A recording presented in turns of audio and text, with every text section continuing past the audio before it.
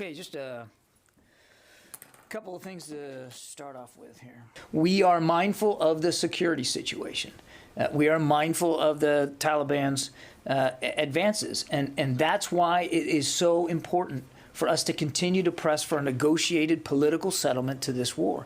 That's why it is so important, as you heard the president just say, for the Afghan government and the Afghan military to use the capacity and the capability that they have and that we have helped them engender over the last 20 years to defend themselves, their government, and their territory and their people.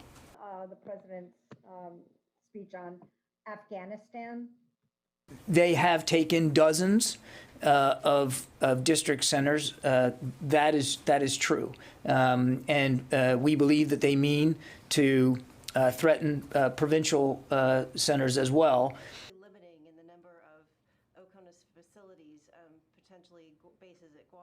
Some U.S. installations that we're looking at are ours on U.S. territory, right? Some would be installations that don't belong to us, that are in host nations, but that we have access to and that we're using. And yes, absolutely, you would have to talk to the host nation about that and make sure that you had their permission and approval.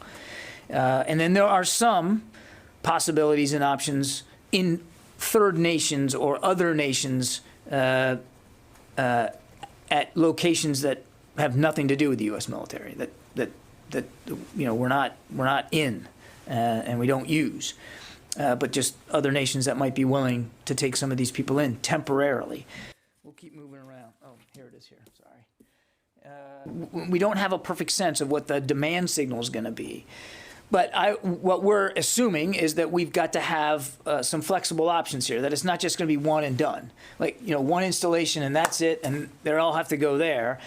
We want to preserve some flexibility in the process to, again, to be able to absorb numbers as they flex up or down. So I would anticipate that that we will want to be ready as a government for a range of different places that they can go to as they continue to process their way through the system.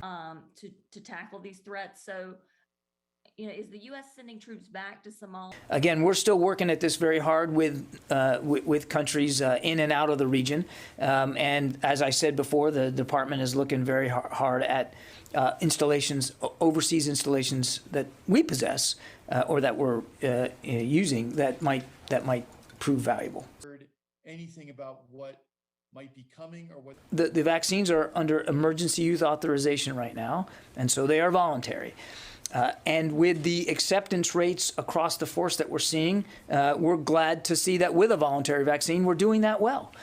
If these vaccines are approved by the FDA, then the Secretary will certainly talk to the services and healthcare professionals here at the department to determine what the best options are going forward, which could include making them mandatory. But I don't want to get ahead of that process.